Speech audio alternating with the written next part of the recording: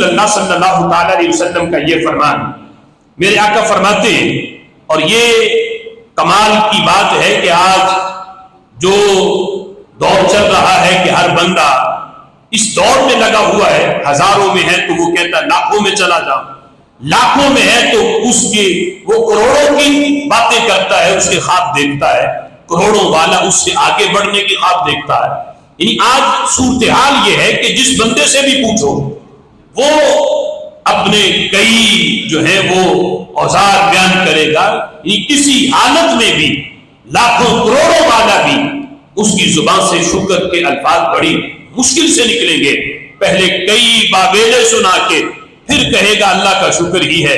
یعنی کئی رونے رو کے پھر جا کے اللہ کا شکر کہ یہ نقصان ہو گیا، یہ نقصان ہو گیا،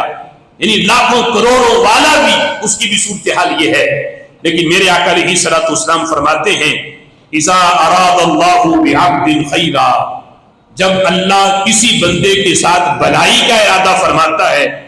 ارداہ بما قسم لہ، اللہ تعالی نے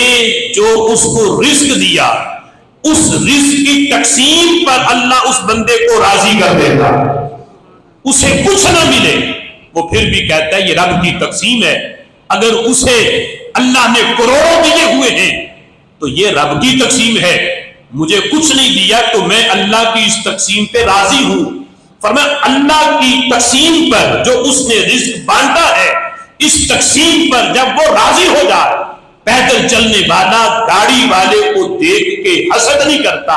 اور گاڑی والا اس سے بڑی گاڑی والے کو دیکھ کے حسد نہیں کرتا، بلکہ کہتا ہے یہ رب کی تقسیم ہے، اسے دیا ہے تو یہ رب کا انعام ہے، مجھے جس حال میں رکھا ہے میں اس تقسیم پہ راضی ہوں۔ فرمایا جو اس تقسیم پہ راضی ہو جاتا ہے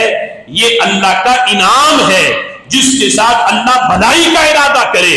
اللہ اپنے رزق کی تقسیم پر اس بندے کو راضی کر دیتا، پھر اس کی زبان سے کبھی شکوہ نہیں نکلتا، وہ ہر حالت میں رب کا شکر ادا کرتا ہے۔ اور میرے آقا فرماتے ہیں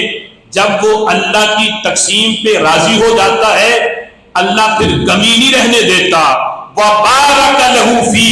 اللہ تھوڑے میں ہی اتنی برکت دیتا ہے، اللہ تعالیٰ کبھی بھی کسی جگہ پہ کمی نہیں آنے دیتا۔ وَبَارَكَ لَهُ فِيهِ، اللہ تعالیٰ اس تھوڑے پر بھی اس بندے کو برکت عطا فرماتا ہے۔